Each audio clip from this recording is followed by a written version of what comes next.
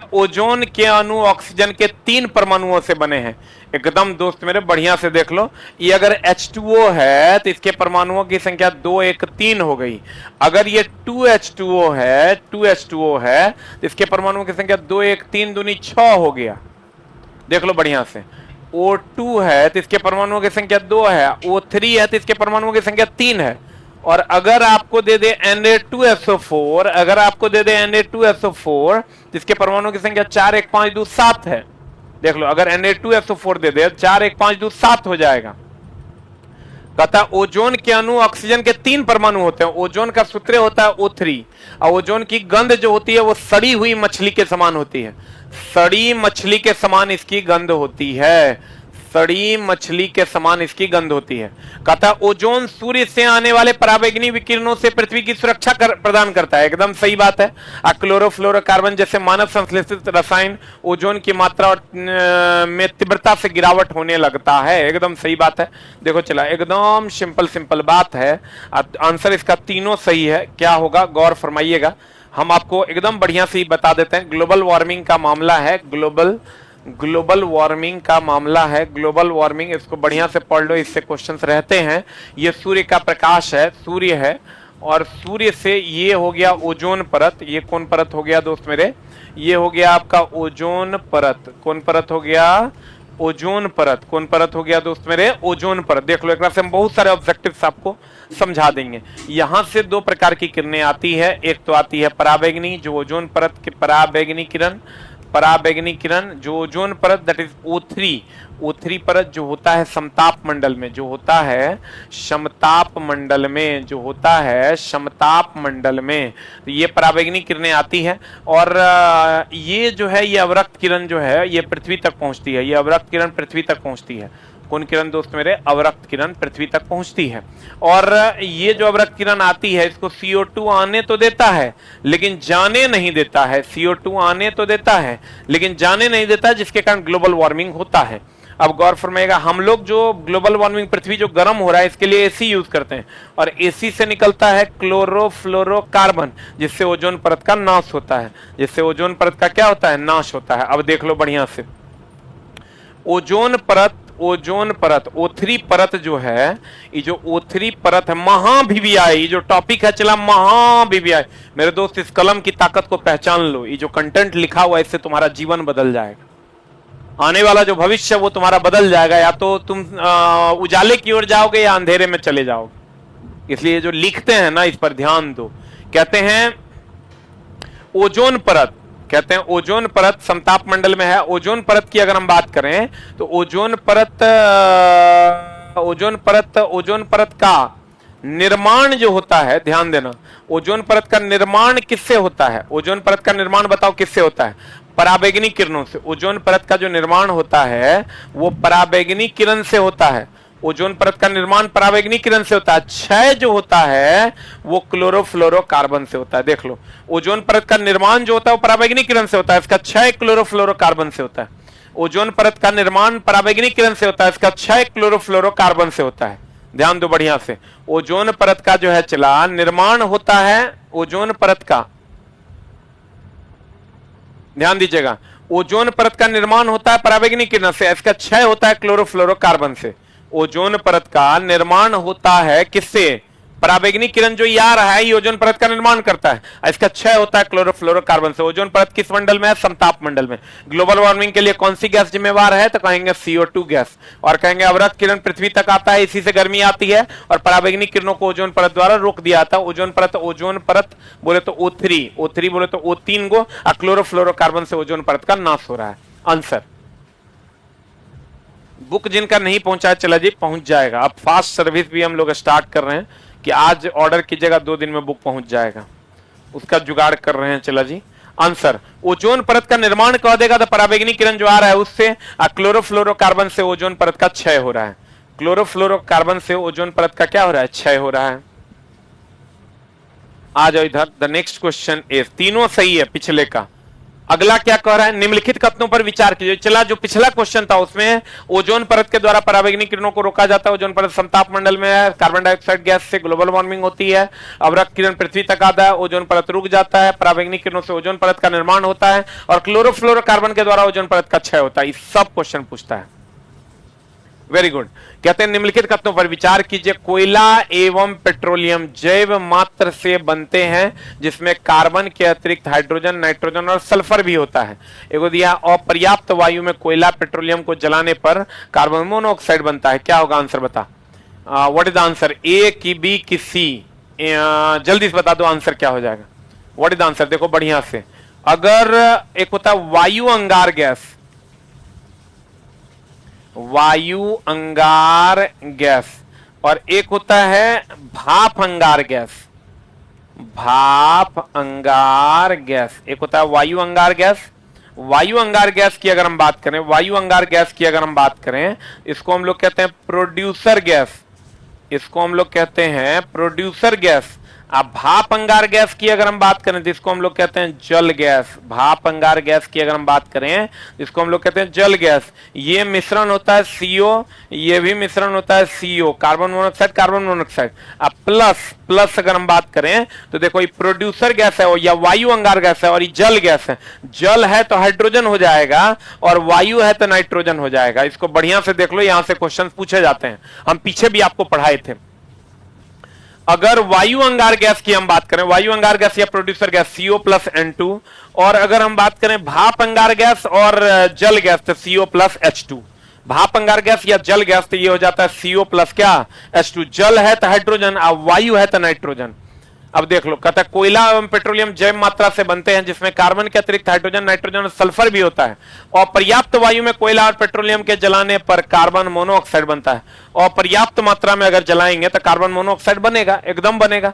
जैसे ही पर्याप्त मात्रा में अगर देख लो अपर्याप्त ऑक्सीजन रहेगा, अपर्याप्त अगर ऑक्सीजन रहेगा तो बनेगा कार्बन मोनोऑक्साइड।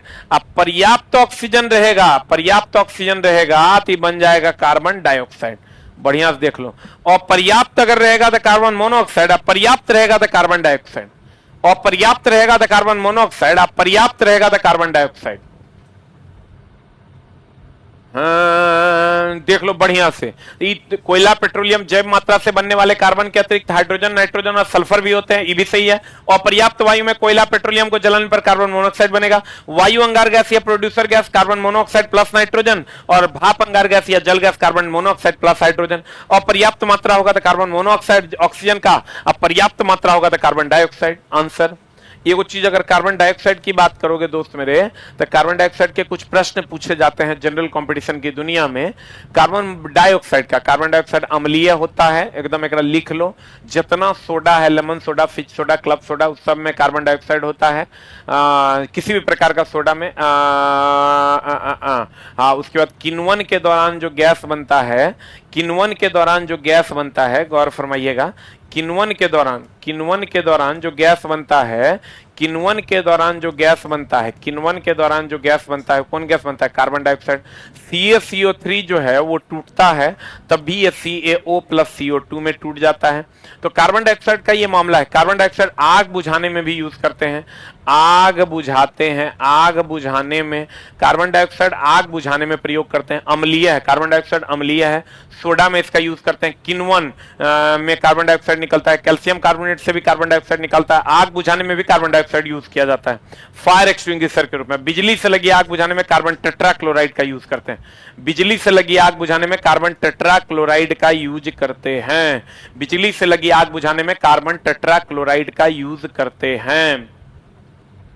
आंसर, बिजली से लगी आग बुझाने में कार्बन टेट्राक्लोराइड। जल्दी लिख, यहां से चला क्वेश्चन पूछा जाता है। अच्छा क्वेश्चन हम आपको देते हैं, जल्दी से बता दीजिए कौन ईंधन नहीं है, कौन ईंधन नहीं है। हम बहुत बार बताए हैं।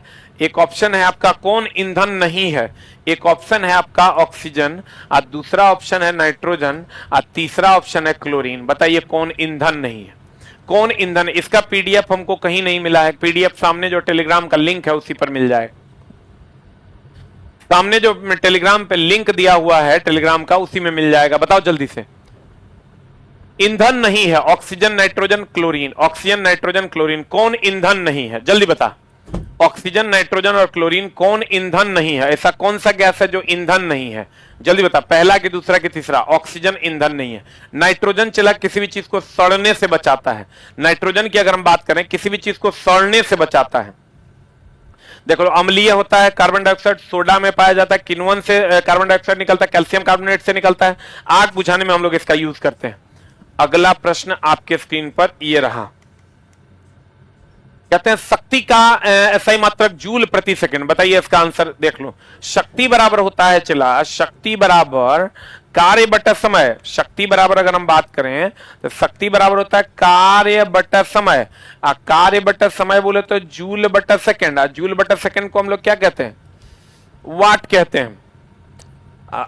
शक्ति का ही ध्यान रखना, शक्ति का एसआई मात्रक तो वाट है, इसका व्यवहारिक मात्रक जो है, व्यवहारिक मात्रक जो होता है वो एचपी है, इसका व्यवहारिक मात्रक एचपी है, इसका जो व्यवहारिक मात्रक है वो एचपी है। और एक एचपी बराबर जो होता है वो होता है 746 वाट, एक एचपी बराबर होता है 746 वाट। व्यवहारिक मात्रक होता है एचपी, शक्ति का कार्य बटा समय जूल बटा सेकंड वाट, व्यवहारिक मात्रक होता है एचपी, एक एचपी बराबर होता है 746 वाट। बहुत बढ़िया। विद्युत उत्पादन केंद्रों में उत्पादित बिजली को मापने के लिए किलोवाट आवर का प्रयोग करते हैं, एकदम सही बात है। ये जो किलोवाट आवर है, इसी किलोवाट आवर को हम लोग यूनिट भी कहते हैं, किलोवाट आवर को हम लोग यूनिट कहते हैं। 1 किलोवाट आवर आज ये पढ़ाए हैं, चला बीपीएससी टीआरई के बैच में 3.6, 1 किलोवाट आवर बराबर 3.6 into 10 to the power 6 joule होता है। 1 किलोवाट आवर बराबर 3.6 इंटू 10 पावर 6 जूल होता है। एक बार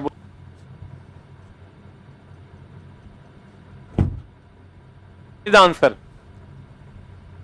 आंसर बताइए। शक्ति कार्य बटा समय जूल बटा सेकंड दैट इज वाट, व्यवहारिक मात्रक इसका एचपी है, एक एचपी बराबर 746 वाट। किलोवाट आवर को यूनिट में हम लोग कहते हैं 1 किलोवाट आवर और 3.6 इंटू 10 पावर 6 जूल। जल्दी लिख।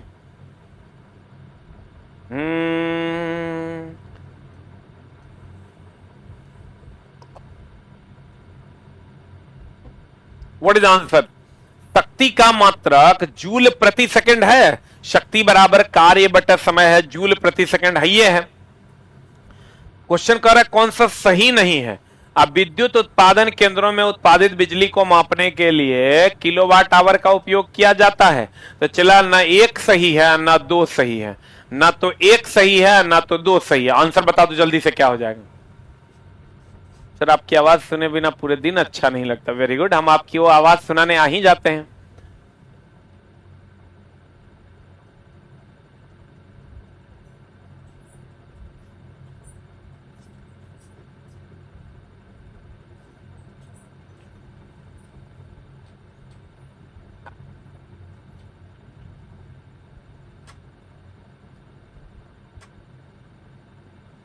शक्ति का मात्रक होता है जूल प्रति सेकंड। विद्युत उत्पादन केंद्रों में उत्पादित बिजली को मापने के लिए हम लोग किसका उपयोग करते हैं? किलोवाट आवर का उपयोग करते हैं। शक्ति बराबर होता है कार्य बटा समय जूल बटा सेकंड दैट इज वाट। व्यवहारिक मात्रक होता है इसका एचपी, एक एचपी बराबर कितना होता है? 746 वाट। तो कहते हैं कौन सा सही नहीं है? ना तो एक ना तो दो, यानी एक और दो दोनों में से कोई सही नहीं है। या देखो एक और, कुछ लोग कह रहे होंगे एक और दो दोनों, एक और दो दोनों सही नहीं है। एक मिनट, ना तो एक ना तो ना ही दो, मतलब कोई सही नहीं है। ये इससे ज्यादा एक्यूरेट आंसर ये होगा दूसरा वाला। इसका आंसर बता दो क्या हो जाएगा? What is the answer? अगला प्रश्न कहता है गैलीलियो ने सूर्य के चारों ओर गति करने वाले ग्रहों के लिए नियम प्रतिपादित किया। देखो सही है, गैलीलियो ने जो है सूर्य के चारों ओर गति करने वाले ग्रहों के लिए नियम प्रतिपादित किया, एकदम सही है। सूर्य के चारों ओर कोई भी ग्रह गति करता है, यह बात गैलीलियो ने कहा था। लेकिन मामला है कि ग्रहों के लिए नियम किसने दिया था? केप्लन। बताओ चार का आंसर क्या होगा जल्दी से। गैलीलियो ने सूर्य के चारों ओर गति करने वाले ग्रहों के लिए नियम प्रतिपादित किया, एकदम सही बात है कि कोई भी ग्रह सूर्य के चारों ओर दीर्घवृत्ताकार कक्षा में चक्कर लगाता है। सर्वप्रथम न्यूटन ने यह बताया था कि ब्रह्मांड स्थित प्रत्येक पिंड दूसरे पिंड की अपनी ओर आकर्षित करता है। बता आंसर क्या हो जाएगा? What is the answer? सर्वप्रथम न्यूटन ने यह बताया था कि ब्रह्मांड में स्थित प्रत्येक पिंड एक दूसरे को अपनी ओर आकर्षित करता है। सही आंसर बताओ, ए की बी की C? What is the answer? What is the answer? कौन सा सही नहीं है? कौन सा सही नहीं है? गैलीलियो ने सूर्य के चारों ओर गति कर नियमों का प्रतिपादन किया, यह सही है, लेकिन चला ये सही है और ये चला गलत है। ये पहली बार न्यूटन ने नहीं बताया था, उससे पहले बहुत सारे लोगों ने बता दिया था। इसमें बहुत बच्चों को कंफ्यूजन होता है। केवल और केवल दो सही नहीं है, बाकी दोनों पहला सही है। अब बताओ, इसमें बहुत बच्चा इसमें कंफ्यूज होगा, कंफ्यूज नहीं होना। न्यूटन ने कहा था, सर्वप्रथम न्यूटन ने यह कहा था कि ब्रह्मांड में स्थित प्रत्येक बिंदु एक दूसरे को अपनी ओर आकर्षित करता नहीं। न्यूटन ने कहा था, लेकिन सर्वप्रथम न्यूटन ने नहीं कहा था। उसके बाद तुमको पूछेगा ग्रहों का नियम किसने दिया, बताओ किसने दिया। चला इसमें डाउट नहीं खाना, नहीं तो गड़बड़ा जाएगा, इसीलिए हम क्वेश्चन दिए। ग्रहों का नियम किसने दिया, ये तुमको पूछेगा। पहला दिया गैलीलियो ने। ग्रहों का नियम किसने दिया, गैलीलियो ने। और दूसरा केपलर ने। ग्रहों का नियम किसने दिया, गैलीलियो ने कि केपलर ने? अरे आ गया है भाई, बिग बूस्टर का टेस्ट, बिग बूस्टर पे टेस्ट आ गया है। जल्दी बताओ, ग्रहों का नियम किसने दिया, गैलीलियो ने कि केपलर ने? ग्रहों का नियम किसने दिया, गैलीलियो ने कि केपलर ने? किसने दिया? ग्रहों का नियम किसने दिया था, गैलीलियो ने दिया था कि केपलर ने दिया था? जल्दी बता। ग्रहों का नियम दोस्त मेरे केपलर ने दिया था, गैलीलियो ने नहीं। ग्रहों का नियम किसने दिया था, केपलर ने दिया था। अब कोई भी ग्रह सूर्य के चारों तरफ चक्कर लगा रहा है, यह बात गैलीलियो ने कही थी। अगला प्रश्न आपके स्क्रीन पर यह रहा, निम्नलिखित में से कौन सा बिजली संयंत्र पृथ्वी के गुरुत्वाकर्षण के आधार पर काम करता है? बताओ, निम्नलिखित में से कौन सा बिजली संयंत्र पृथ्वी के गुरुत्वाकर्षण के आधार पर काम करता है? दिए गए कूट का प्रयोग करके सही उत्तर को चुनिए, बताइए कौन करता है। नाभिकीय ऊर्जा, जल विद्युत संयंत्र, भूतापीय ऊर्जा। क्या होगा आंसर, ए की बी की सी? जल विद्युत संयंत्र जो है चला, ये गुरुत्वाकर्षण बल पर आधारित है, क्योंकि बांध में पहले पानी को भंडारित करते हैं, भंडारित करने के बाद इसमें पोटेंशियल एनर्जी होता है। पोटेंशियल एनर्जी का फॉर्मूला होता है mgh। तो बांध में भंडारित पानी में mgh होता है। अब पोटेंशियल एनर्जी होगा तो पोटेंशियल एनर्जी ही काइनेटिक एनर्जी में बदलता है, पोटेंशियल एनर्जी ही काइनेटिक एनर्जी में बदल जाता है। बताओ, निम्नलिखित में से कौन सा बिजली संयंत्र पृथ्वी के गुरुत्वाकर्षण के आधार पर काम करता है? पृथ्वी के गुरुत्वाकर्षण के आधार पर जल विद्युत संयंत्र काम करता है, क्योंकि बांध में जो है चला, ये पोटेंशियल एनर्जी होता है। पोटेंशियल एनर्जी बोले तो mgh, mgh बोले तो जी, या जी बोले तो गुरुत्वाकर्षण बल। आंसर बता दो क्या हो जाएगा, केवल और केवल दो। ये सही है, लेकिन चला इसके और भी ऑप्शंस है, बढ़िया से देख लो। गुरुत्वाकर्षण बल, नाभिकीय ऊर्जा, नाभिकीय ऊर्जा की अगर हम बात करें, ये E बराबर mc स्क्वायर पर काम करता है। नाभिकीय ऊर्जा E बराबर mc स्क्वायर पर काम करता है। जल विद्युत संयंत्र की अगर हम बात करें, इसमें बांध होता है। अब बांध में चला पोटेंशियल एनर्जी होता है, पोटेंशियल एनर्जी बोले तो mgh की बात करेंगे।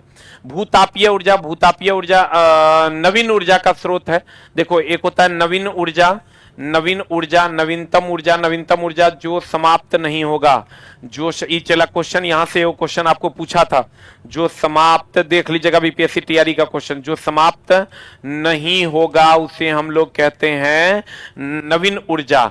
अनवीन ऊर्जा, अनवीन मतलब परंपरागत, अनवीन ऊर्जा जो समाप्त हो जाएगा, जो समाप्त होगा, जो समाप्त होगा उसे अनवीन कहते हैं। बताओ तो सूर्य का प्रकाश जो है ये नवीन है कि अनवीन है? सूर्य का प्रकाश नवीन है कि अनवीन है? जल्दी से बता दो आंसर, सूर्य का प्रकाश नवीन है कि अनवीन है?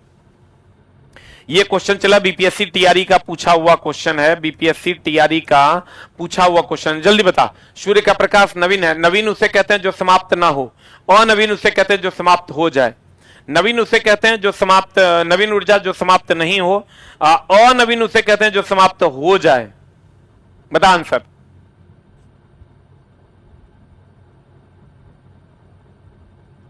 हाँ जी, अभी सॉल्यूशन का भी पीडीएफ मिल जाएगा एकदम। चला जी, सॉल्यूशन का भी पीडीएफ मिल जाएगा, आज से मिलना शुरू हो गया है, आज से मिलना शुरू हो गया है। बताओ आंसर। कहते हैं सूर्य के प्रकाश, सूर्य का प्रकाश कभी ना समाप्त होने वाली ऊर्जा है और यह नवीन ऊर्जा है। सूर्य का प्रकाश कभी ना समाप्त होने वाली ऊर्जा है और यह नवीन ऊर्जा है। नवीन ऊर्जा वो है जो समाप्त नहीं होगा, अनवीन वो है जो समाप्त हो जाएगा। अगला प्रश्न आपके स्क्रीन पर यह रहा, बताओ आंसर क्या होगा। बॉल पेन, बॉल पेन के संदर्भ में, बॉल पेन जो हम लोग पहले लिखते थे, बॉल पेन के संदर्भ में निम्नलिखित में से कौन सा कथन पर विचार की? सीधी बात, नो बकवास, चला सिर्फ कंटेंट। इससे 2 से 3 महीने के अंदर अगर आपका जीवन बदल जाता है तो बदल लीजिए दोस्त मेरे, क्योंकि फिर ही मौका नहीं मिलेगा। पछताइएगा कि काश पढ़ लेते, वो समय फिर आपको नहीं मिलेगा। कहते हैं बॉल पेन के संदर्भ में निम्नलिखित कथनों पर विचार कीजिए। बॉल पेन गुरुत्वीय बल के सिद्धांत पर कार्य करता है। बॉल पेन अपेक्षाकृत अधिक श्यानता वाली स्याही भरी होती है। क्या होगा answer? What is the answer? कहता है कौन सा कथन सही है? एक भी सही है, दो भी सही है। आंसर हो जाएगा एक और दो दोनों। एक और दो दोनों सही है दोस्त मेरे। बॉल पेन गुरुत्वीय बल के सिद्धांत पर, बॉल पेन ऐसे करके लिखोगे तो लिखाएगा, ऐसे करके लिखोगे तो नहीं लिखाएगा। और फिर कहता है दोस्त मेरे बॉल पेन अपेक्षाकृत अधिक श्यानता। एक बात बताइए, श्यानता की अगर हम बात करें, याद रखना श्यानता का मात्रक जो होता है ना, पॉइज होता है, पूछता है। श्यानता का मात्रक जो होता है वो पॉइज होता है। श्यानता के मात्रक की अगर हम बात करें तो वो पॉइज होता है। क्या होता है दोस्त मेरे? पॉइज होता है। लिख लो, श्यानता का मात्रक पॉइज होता है। पृथ्वी के चारों ओर वायुमंडल, ये क्वेश्चन चला आउट क्वेश्चन है, खूब पूछता है। पृथ्वी के चारों ओर के वायुमंडल को बांध के रखता है कौन बल? बताइए तो सब बता देगा, नहीं बताएगा तो एक मतलब तू दोस्त मेरे पढ़ाई नहीं कर रहा है। जल्दी बता। और चला बहुत जल्द मंडे से, अगला मंडे जो आएगा, अभी देखो आपका 15वां क्लास है ना, इस सप्ताह 4 और लेंगे तो 19-20 क्लास हो जाएगा। मंडे या ट्यूसडे से हम आपका वन लाइनर का एक शेड्यूल स्टार्ट कर रहे हैं 500 क्वेश्चन का। 500 का 3 दूनी 6 यानी 30-35 अगर वन लाइनर डेली करते हैं हम लोग तो 30 धन 300, 10-12 दिन में आपका हम 500 वन लाइनर्स करवा देंगे। बताओ आंसर क्या होगा? निम्नलिखित में से कौन सा पृथ्वी के चारों ओर वायुमंडल को बांधे रखता है? अपकेंद्र बल, अपकेंद्र बल, गुरुत्वाकर्षण बल के अभिकेंद्र बल। क्या होगा आंसर? जल्दी बता। इन्हें बताएगा तो कर मतलब तू गड़बड़ है। गुरुत्वाकर्षण बल इज द राइट आंसर। अब देखो, कहीं भी अगर वृत्तीय गति हो रही है ना, कहीं भी अगर वृत्तीय गति हो रही है तो वहां आंसर अभिकेंद्र बल मारिएगा। ये ध्यान रखिएगा, कहीं भी वृत्तीय गति होगा तो उसका आंसर अभिकेंद्र बल मारिएगा। अपकेंद्र बल काल्पनिक बल है, एकमात्र बल है जो काल्पनिक बल है। कौन बल है? अपकेंद्र बल। जो देखो अंदर की ओर लगता है अभिकेंद्र, अंदर की ओर अभिकेंद्र बल लगता है, और बाहर की ओर जो बल लगता है वो अपकेंद्र बल है। ये बल जो है ये काल्पनिक बल है। ये बल कौन बल है दोस्त मेरे? काल्पनिक बल है। वैसे दोनों का जो फॉर्मूला होता है, ये दोनों का फॉर्मूला सेम होता है, Fc बराबर mv²/r। गुरुत्वाकर्षण बल सबसे कमजोर बल है, सबसे कमजोर और क्षीण बल है। गुरुत्वाकर्षण बल सबसे कमजोर बल है और सबसे कमजोर बल है, और केवल आकर्षण का बल है। केवल आकर्षण का जो बल है वो गुरुत्वाकर्षण बल है। घर्षण बल की अगर हम बात करें, घर्षण बल क्षयकारी बल है।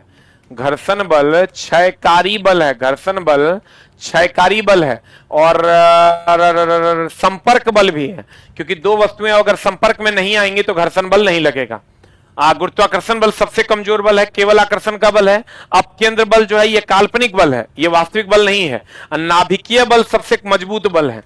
ये भी ध्यान रखिएगा दोस्त मेरे, नाभिकीय बल जो है, नाभिकीय बल इस सबसे मजबूत बल है, ये सबसे मजबूत बल है। नाभिकीय बल की अगर हम बात करें तो ये सबसे मजबूत बल है।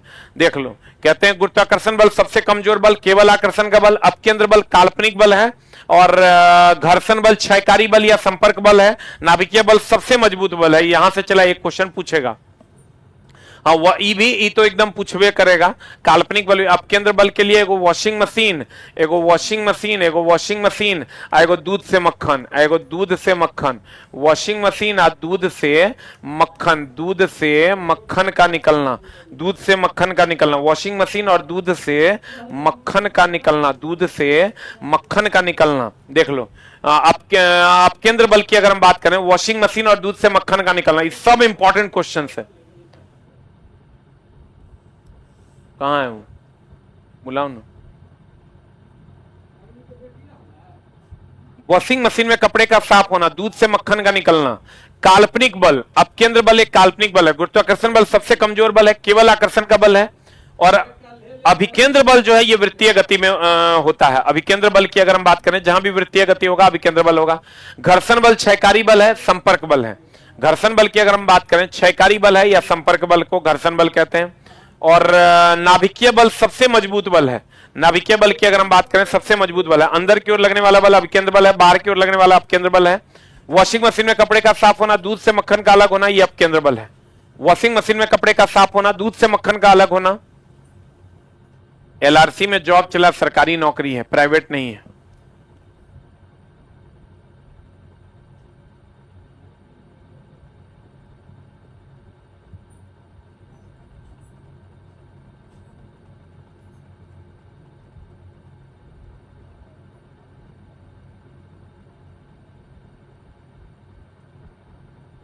देख लो चला, ये सब इंपॉर्टेंट क्वेश्चन है। घर्षण बल को क्षयकारी या संपर्क बल कहते हैं। घर्षण बल को क्षयकारी या संपर्क बल कहते हैं। सबसे कमजोर बल कौन बल? गुरुत्वाकर्षण बल है। रासायनिक ऊर्जा को उष्मा ऊर्जा के संबंध में अध्ययन उष्मागतिकी है। रासायनिक ऊर्जा और उष्मा के संबंध में अध्ययन उष्मागतिकी है।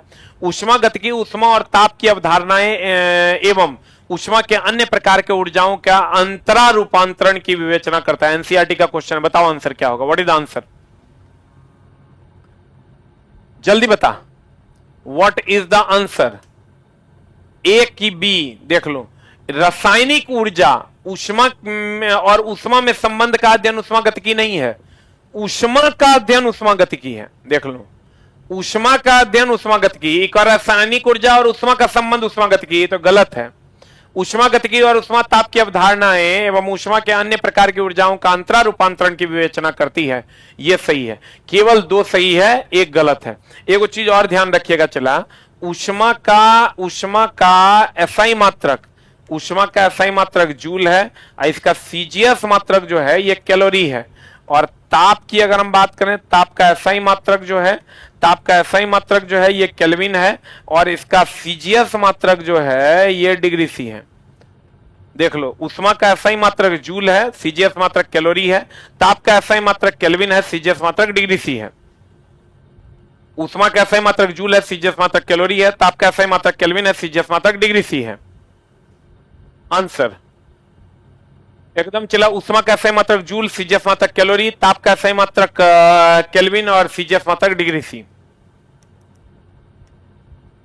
कहता है निम्नलिखित कथनों पर विचार कीजिए। यदि कोई पिंड निश्चित पथ पर अपनी मध्यमान स्थिति से इधर उधर गति करता है तो उसे आवर्ती गति कहते हैं।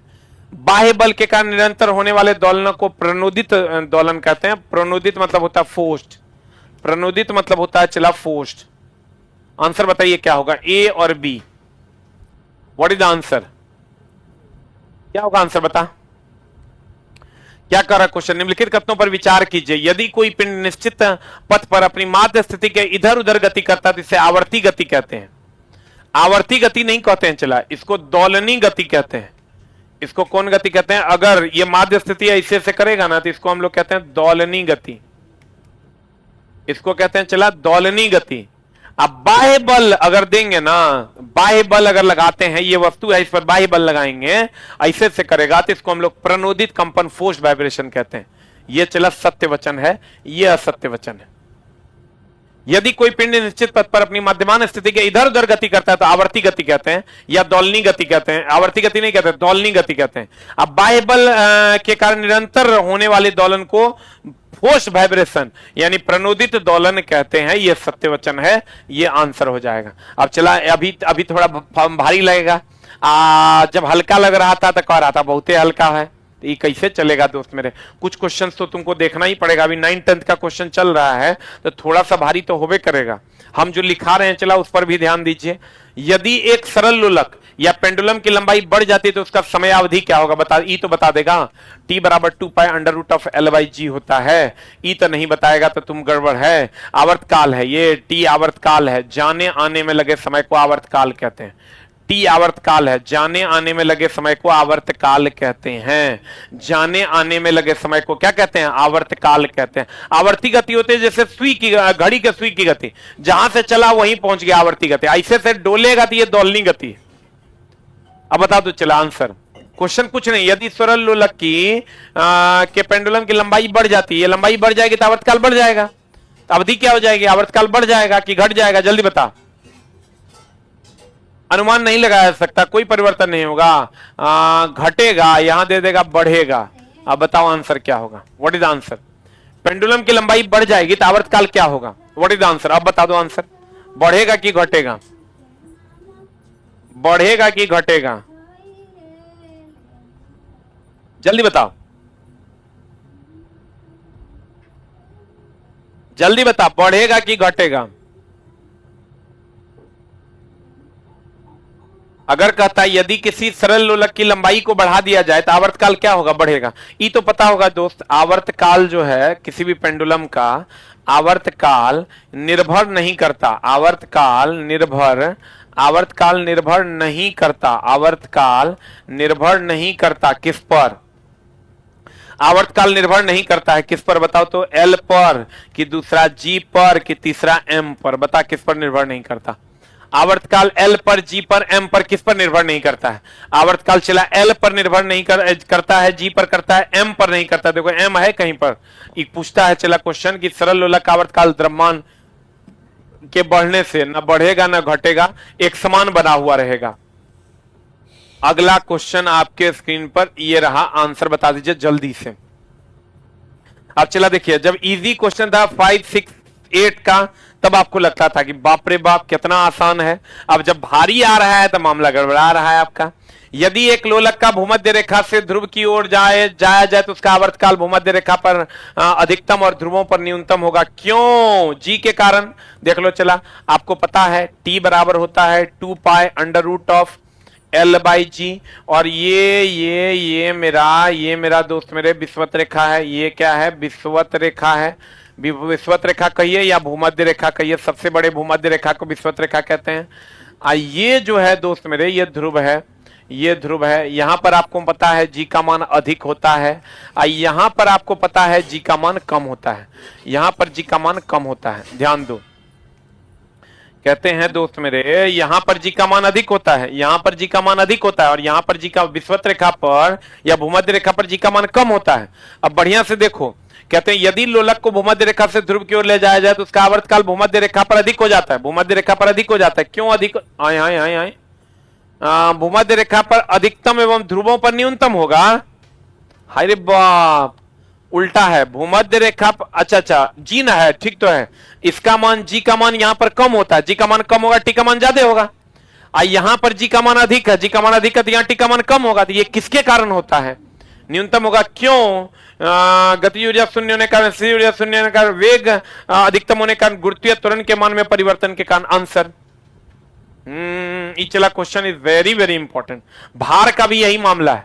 भार यहां पर W बराबर होता है mg, W बराबर mg, तो यहां पर G का मान कम होगा, वहां W कम होगा, लेकिन जहां G कम होगा वहां T ज्यादा होगा।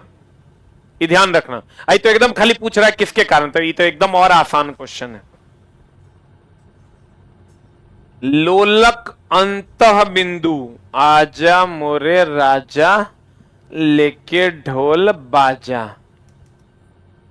क्या करा? लोलक अंतः बिंदु चरम स्थिति पर पहुंचता है तो निम्नलिखित में से क्या सही है? लोलक का अंतः बिंदु चरम स्थिति पर पहुंचता है, देख लो चला, ई है मध्य बिंदु और ई है अंत बिंदु, ई है मध्य बिंदु और ई है दोस्त मेरे अंत बिंदु। अब आप हमको जल्दी से बता दीजिए, लोलक का अंत बिंदु चरम स्थिति पर पहुंचता है, निम्नलिखित में से क्या होगा? ध्यान देना, यहां पर चला वेग का मान होता है अधिकतम, वेग अधिकतम होता है, इसलिए काइनेटिक एनर्जी अधिकतम होता है। वेग अधिकतम इसलिए काइनेटिक एनर्जी अधिकतम। उसके बाद अगर हम आते हैं, यहां विस्थापन का मान 0 होता है, बाद बाकी सब 0 होता है। विस्थापन 0 होता है, पोटेंशियल एनर्जी 0 होता है, त्वरण 0 होता है, प्रत्यानयन बल 0 होता है। एकदम चला, इसको याद रखो, प्रत्यानयन बल होता है रिस्टोरिंग फोर्स, लेकिन इतना तक जाएगा नहीं, आप इतने पढ़िए, इतना में आपका काम हो जाएगा। इसका ठीक उल्टा यहां होता है, यहां पर वेग का मान 0 होता है, काइनेटिक एनर्जी भी तब 0 हो जाएगा क्योंकि हाफ mv²।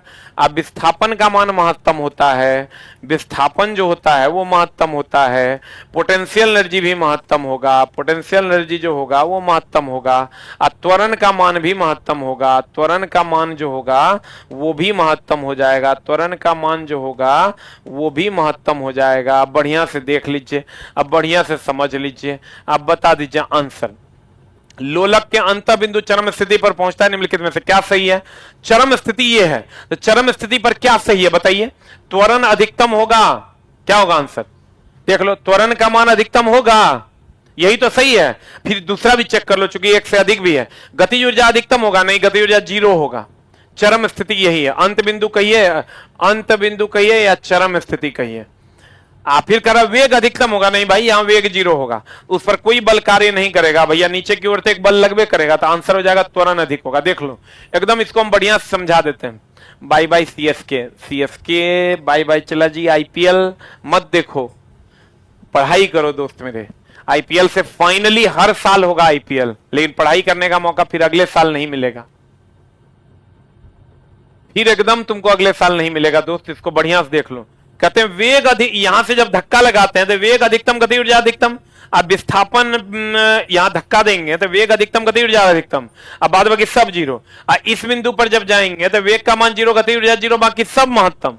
वेग का मान 0, गति ऊर्जा 0, बाकी सब महत्तम। आंसर सर, एक बात आपकी सही है कि रेगुलर पढ़ने वाले कम है, नौकरी से कम हमेशा है रेगुलर पढ़ने वाले, क्योंकि पढ़ना इतना आसान नहीं है दोस्त, पढ़ना इतना आसान नहीं है। वेग अधिकतम इसलिए गति ऊर्जा अधिकतम, विस्थापन 0, बाद बाकी सब 0। यहां पर वेग 0, गति ऊर्जा 0, बाकी सब महत्तम। आंसर अगला प्रश्न आपके स्क्रीन पर ये रहा, क्योंकि चला पढ़ने में फटती है सबकी, इतना आसान तो है नहीं। हमारे शब्द चला थोड़े कठोर हैं, लेकिन आप विश्वास कीजिए नौकरी सबको चाहिए, रेगुलर कोई नहीं पढ़ना चाहता। निम्नलिखित में हाइड्रोजन के किस समस्थानिक के नाभिक में कोई न्यूट्रॉन नहीं होता? देखो, प्रोटियम का फॉर्मूला होता है P11, ड्यूटेरियम का फॉर्मूला होता है D12। चला हम पीछे भी तुमको पढ़ाए अगर तुम रेगुलर होगा तो। ट्राइटियम का फॉर्मूला होता है T12, तो एकरे में 1 - 1 0 होगा। इसको नवजात हाइड्रोजन भी कहते हैं, नवजात हाइड्रोजन कहते हैं, नवजात हाइड्रोजन कहते हैं, नवजात हाइड्रोजन के नाम से जाना जाता है प्रोटियम को। इसमें न्यूट्रॉन नहीं होता है, न्यूट्रॉन नहीं होता, ये तीनों समस्थानिक है। इससे भारी जल का निर्माण होता है, इससे भारी जल का निर्माण होता है। न्यूट्रॉन तो 2 में से एक हुआ। ट्राइटियम ये रेडियो सक्रिय है, रेडियो सक्रिय है। ट्राइटियम एकमात्र है जो रेडियो सक्रिय। आंसर बता दो जल्दी से, क्या हो जाएगा? What is the answer? What is the answer मेरी जान? A for Apple is the right answer. A for Apple is the right answer. देखो, प्रोटियम को नवजात, तीनों समस्थानिक है, प्रोटियम, ड्यूटेरियम, ट्राइटियम। प्रोटियम को नवजात हाइड्रोजन या इसमें न्यूट्रॉन नहीं है। ड्यूटेरियम को भारी जल बनाने या गुरु जल बनाने, भारी जल या गुरु जल, जिसका फॉर्मूला होता है, जिसको हम लोग मंदक के रूप में यूज करते हैं, D2O बनाने में हम लोग इसका उपयोग करते हैं। ट्राइटियम रेडियो सक्रिय है। ट्राइटियम की अगर हम बात करें तो ये रेडियो सक्रिय है। ट्राइटियम की अगर हम बात करें तो ये रेडियो सक्रिय है। ट्राइटियम की अगर हम बात करें तो ये रेडियो सक्रिय। प्रोटियम नवजात हाइड्रोजन, न्यूट्रॉन नहीं है इसमें। ड्यूटेरियम 1 2 भारी जल या गुरु जल की बात करते हैं। ट्राइटियम T13 रेडियो सक्रिय। ट्राइटियम T13 रेडियो सक्रिय। सर आप साइंस का नशा हो, लेकिन चला पढ़ना तो पड़ेगा, पढ़िएगा तभी काम होना है। सबसे अधिक समस्थानिक बताइए तो किसके हैं? सबसे अधिक समस्थानिक बताइए तो किसका है? प्लेटिनम का कि पोलिनियम का? सबसे अधिक समस्थानिक बताइए किसका है? प्लेटिनम का कि पोलिनियम का? जल्दी से बता दीजिए, सबसे अधिक समस्थानिक किसका है? प्लेटिनम का कि पोलिनियम का? न न न न न न न न न न पोलिनियम का 27। सबसे अधिक समस्थानिक है पोलिनियम का 27। परमाणु रिएक्टर में मॉडरेटर के रूप में किस पदार्थ का उपयोग किया जाता है? परमाणु रिएक्टर में मॉडरेटर के रूप में किस पदार्थ का उपयोग किया जाता है? देखो, परमाणु रिएक्टर में 3 गो चीज पूछता है। एगो मंदक पूछेगा, मंदक जिसको हम लोग मॉडरेटर भी कहते हैं। देखो मंदक लिख ले है, मॉडरेटर, यहाँ मॉडरेटर ब्रैकेट में मंदक लिखल है। इसके रूप में हम लोग D2O जिसको हम लोग भारी जल कहते हैं, भारी जल कहते हैं, अभी तुरंत लिखाए थे, या ग्रेफाइट का उपयोग करते हैं, ग्रेफाइट का उपयोग करते हैं। एगो पूछेगा तुमको नियंत्रित छड़, नियंत्रित छड़ जो न्यूट्रॉन का अवशोषण करता है, नियंत्रक छड़, नियंत्रक छड़ के रूप में हम लोग बोरॉन और कैडमियम का यूज करते हैं। एगो पूछेगा तुमको सीतक, सीतक के रूप में हम लोग सोडियम और पोटेशियम का उपयोग करते हैं। एगो पूछेगा तुमको दोस्त मेरे ईंधन, ईंधन के रूप में हम लोग यूरेनियम का यूज करते हैं। जल्दी से लिख लो, इससे बाहर क्वेश्चन नहीं जाएगा, और यहां से क्वेश्चन नहीं आए ऐसा हो भी नहीं सकता है, अधिकतर एग्जाम्स में पूछा जाता है। मंदक D2O भारी जल या ग्रेफाइट। नियंत्रक छड़ की अगर हम बात करें बोरोन और कैडमियम। शीतक की अगर हम बात करें सोडियम और पोटेशियम। ईंधन की अगर हम बात करें यूरेनियम। ईंधन की अगर हम बात करें यूरेनियम। जल्दी बता आंसर। मंदक D2O या ग्रेफाइट, नियंत्रित क्षण बोरोन और कैडमियम, सीतक सोडियम और पोटेशियम, ईंधन यूरेनियम। आंसर बता दो। क्वेश्चन कर रहा है मंदक, मंदक के रूप में D2O भी और ग्रेफाइट भी, लेकिन क्वेश्चन क्या कर रहा है, परमाणु रिएक्टर में मॉडरेटर के रूप में किस पदार्थ का उपयोग किया जाता है? आंसर बता दो क्या हो जाएगा, what is answer? D for dog is the right answer, B और सी दोनों, बी और सी दोनों। चलिए इतना से क्वेश्चन चला पूछेगा, हम तो खोज रहे थे परमाणु रिएक्टर पढ़ा देंगे ना, तो पूछ देगा तो लड़का कहेगा कि भैया आप, हाँ एकदम क्रमबद्ध ज्ञान को विज्ञान कहते हैं। 20 क्लास में खत्म हो जाएगा, 20 क्लास में मैक्सिमम क्वेश्चन आपका करवा देंगे, लेकिन चला आप रेगुलर हैं कि नहीं, हम तो करवा ही देंगे। मेरा तो आज 16वां क्लास है, 15वां, इस सप्ताह में 20 क्लास हम कंप्लीट कर देंगे, लेकिन आप कर पाए कि नहीं ये देखिए। आदर्श गैस के संदर्भ में निम्नलिखित कथनों पर विचार कीजिए। आदर्श गैस वह गैस है जो सभी गैस के नियमों का पालन करता है, Boyle's law, Charles law, Gay Lussac law, सबके नियम का पालन करता है। आदर्श गैस समीकरण है पीवी बराबर एनआरटी, पढ़े भी होंगे आप लोग। बताइए यह गैस बॉयल्स, चार्ल्स, एवोगाड्रो के नियम का पूर्णतः पालन करता है, सही बात है। आंसर बताओ क्या होगा इसका, आंसर बताओ, 3 की 4, जल्दी बता। कहता यह एक काल्पनिक गैस है, वास्तव में ऐसा संभव नहीं है कि सभी के नियमों का लोग पालन कर लें, इसके अणुओं के मध्य अंतर आणुक बल उपस्थित नहीं होते हैं। क्या होगा आंसर? आंसर हो जाएगा चला 1 2 3, तीनों सही है। आदर्श गैस वह गैस है जो सभी नियमों का पालन करे, ऐसा गैस संभव ही नहीं है कि सभी नियम का पालन करें, और इनके अणुओं के बीच स्थान, गैस है तो अणुओं के बीच स्थान काफी अधिक होता है। आंसर अंतर आणुक बल उपस्थित नहीं होता है, इसलिए क्योंकि स्थान ज्यादा होता है। पीवी बराबर होता है एनआरटी। एक आंसर बता चला। 3-4 क्लास जो अभी लेंगे एनसीईआरटी का, नहीं 9th-10th का होगा, मतलब 9th-10th क्लास का है, 9th-10th के लिए नहीं है तो 1 to 5, 6 to 8 के लिए और 9th-10th वालों के लिए। 9th-10th का भी हम एनसीईआरटी पढ़ा रहे हैं, इन्हें समझना 9th-10th के लिए पढ़ा रहे हैं, दोनों अलग अलग बात है। हाइड्रोजन के संदर्भ में निम्नलिखित कथनों पर विचार कीजिए। पृथ्वी की सतह पर अति बाहुल्य के क्रम में इसका तीसरा स्थान है, ये सही है कि गलत? आंसर बता दो जल्दी से क्या होगा, 4 की 5 की 6? अति बाहुल्यता के क्रम में इसका तीसरा स्थान है। हाइड्रोजन के संदर्भ में निम्नलिखित कथनों पर विचार कीजिए। इसके 2 समस्थानिक एकदम गलत है, 3 को अभी तुरंत तो पढ़ाए थे, प्रोटियम, ड्यूटेरियम और ट्राइटियम। इसके समस्थानिकों में केवल ट्रैप्टियम रेडियो सक्रिय है। हम आपको बोले प्रोटीनियम, ड्यूटेरियम और ट्राइटियम, यहां ट्राइटियम होगा, ये रेडियो सक्रिय अभी तुरंत बताए थे, ये सही है। इसके 2 समस्थानिक नहीं 3 है, और ये भी सही है। अति बाहुल्यता के क्रम में इसका स्थान जो है वो तीसरा है, याद रखना होगा। चला आंसर हो जाएगा 1 और 3 इज द राइट आंसर। और हाइड्रोजन के समस्थानिक की संख्या 3 है। प्रोटियम को नवजात हाइड्रोजन कहते हैं, उसमें न्यूट्रॉन नहीं होता। ड्यूटेरियम का उपयोग भारी जल बनाने में करते हैं, और ट्राइटियम जो है वो रेडियो सक्रिय समस्थानिक है। पेट्रोलियम के परिष्करण, शुद्धिकरण, इसका 2 क्वेश्चन यहां से चला पूछता है, एगो जल का शुद्धिकरण पूछेगा, एगो पेट्रोलियम का शुद्धिकरण। ये दोनों पहले जान लो, फिर ये क्वेश्चन भी बता देते हैं हम। एगो कहेगा समुद्री जल का शुद्धिकरण, समुद्री जल, जब ये कहेगा इसका शुद्धिकरण मारिएगा आसवन विधि द्वारा। कौन विधि द्वारा? आसवन विधि द्वारा। और अगर समुद्री जल का शुद्धिकरण आसवन विधि द्वारा, और अगर कहेगा पेट्रोलियम का शुद्धिकरण, अगर कह देगा पेट्रोलियम का शुद्धिकरण, तो हम कहेंगे प्रभाजी आसवन विधि द्वारा। प्रभाजी आसवन विधि द्वारा पेट्रोलियम का शुद्धिकरण, प्रभाजी आसवन विधि द्वारा। समुद्री जल का शुद्धिकरण आसवन विधि द्वारा, पेट्रोलियम का शुद्धिकरण प्रभाजी आसवन विधि द्वारा। एकदम वेरी वेरी इंपॉर्टेंट। अब देखो, कहते हैं सोडियम बाइकार्बोनेट बेकिंग सोडा का खली दिया है रे का निम्नलिखित में से, अच्छा कह रहा पेट्रोलियम के परिष्करण में, बॉक्साइट के शुद्धिकरण में निम्नलिखित में से किसका उपयोग किया था? क्या होगा आंसर जल्दी बता। ए की बी की सी? देखो इस सब के शुद्धिकरण में हम लोग NaOH का उपयोग करते हैं, सोडियम हाइड्रोक्साइड का, ये प्रबल क्षार है सोडियम हाइड्रोक्साइड का। बेकिंग सोडा की अगर हम बात करें, इसका उपयोग हम लोग मधुमक्खी वगैरह डंक मारता है ना तब करते हैं, हम पढ़ाए भी हैं। मधुमक्खी जो डंक मारता है तब हम लोग इसका उपयोग करते हैं। मधुमक्खी की अगर हम बात करें, डंक मारता है तो हम लोग इसका उपयोग करते हैं। खाना पकने में हम लोग इसका उपयोग करते हैं, पकाने में नहीं, खाना पके जल्दी, खाना पकने में हम लोग इसका उपयोग करते हैं। किसका? सोडियम बाइकार्बोनेट का। सोडियम बाइकार्बोनेट से CO2 गैस भी बनाते हैं जिससे आग बुझाते हैं। आंसर हो जाएगा सोडियम हाइड्रोक्साइड, कास्टिक सोडा। एक और दे दिया सोडियम हाइड्रोक्साइड, ई गलत है, इसको काट दो। फिर सोडियम कार्बोनेट, नहीं ई भी गलत है, इसको वॉशिंग सोडा कहते हैं। ये चला वॉशिंग सोडा है, वॉशिंग सोडा है। सोडियम कार्बोनेट वॉशिंग सोडा है। ई जो है चला, इसका उपयोग बेकरी उद्योग में भी करते हैं, बेकरी उद्योग में भी करते हैं। सोडियम बाइकार्बोनेट का उपयोग बेकरी उद्योग में करते हैं। मधुमक्खी डंक मारता है तब लगाते हैं। एनसीईआरटी का ही क्वेश्चन। खाना पकने में हम लोग पकाने में मदद करता है, ये जल्दी पका देता है, ये भी एनसीईआरटी का क्वेश्चन है। इसी से CO2 गैस बनता है जिससे हम लोग आग बुझाते हैं, ये भी एनसीईआरटी का क्वेश्चन है। और सोडियम हाइड्रोक्साइड यहां आंसर हो जाएगा। Sodium carbonate into 10H2O, washing soda है। वॉशिंग सोडा मतलब सरफ हो गया। इसका काम है चला भारी जल में भी झाग दे देता है, लेकिन उस पर हम लोग अलग से बात करेंगे। हो गया?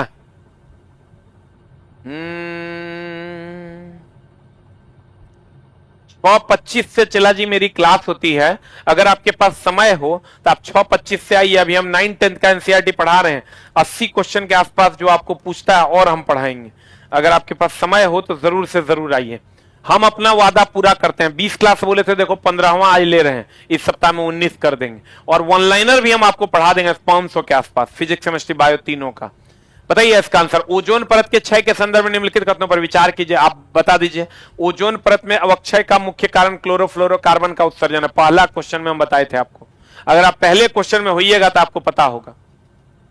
ओजोन परत के क्षय के साथ अधिकतम पराबैंगनी विकिरण आयन में मंडल में क्षनित होती है। एकदम सही बात है, पराबैंगनी विकिरण आयन मंडल में क्षनित होती है। क्या होगा आंसर बता? What is the answer? क्या होगा आंसर? जल्दी बता। ओजोन परत के अवक्षय का मुख्य कारण क्लोरोफ्लोरोकार्बन है, सही चुनना है।